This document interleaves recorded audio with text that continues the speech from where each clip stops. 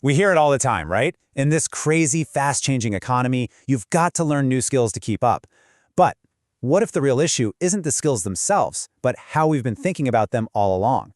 Let's dive into a new way of looking at this that could seriously change how you think about your own growth. So let's kick things off with a really big question. I want you to think about things like creativity, or communication, or adaptability. Are those soft skills just a talent you're born with? You either have it or you don't? How you answer that question changes absolutely everything.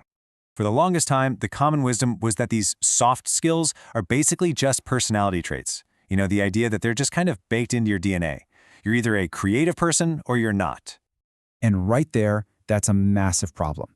Because if you believe a skill is just a trait you're born with, it completely shuts down any reason to try and get better. I mean, why would you even try to learn adaptability if you've already decided you're just not an adaptable person? And for company, why would they waste money on training if they think creativity can't be taught? But what if I told you there's a breakthrough idea that flips this whole thing on its head? It's actually a pretty simple concept, but it's incredibly powerful.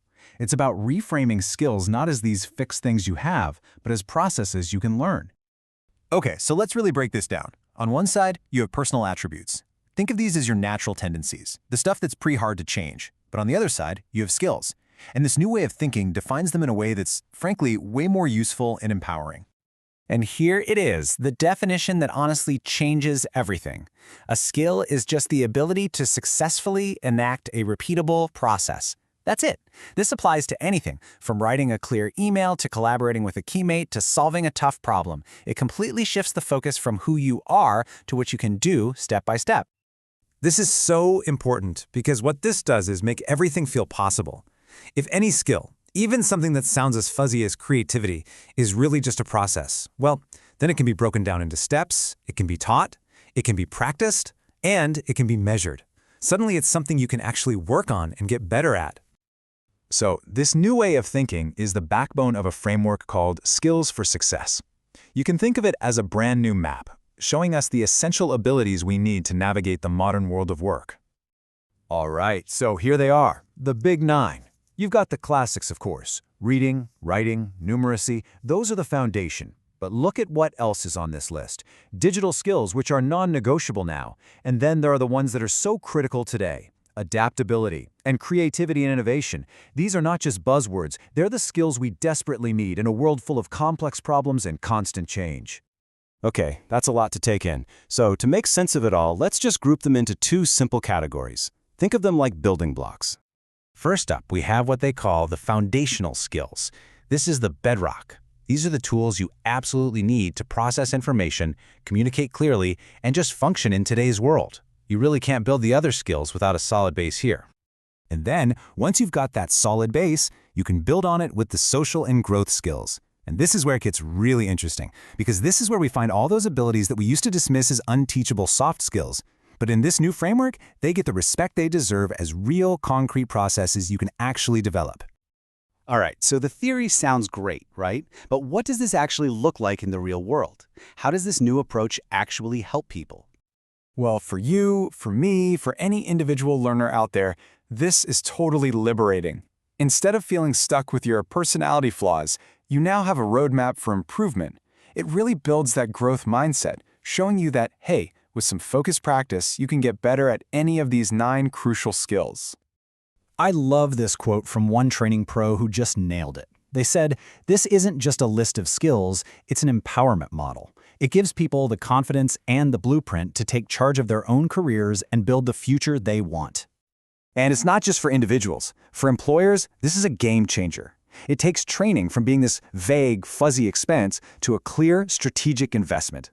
When you can define a skill like collaboration as a repeatable process, you can actually design training that improves performance in a way you can see on the bottom line.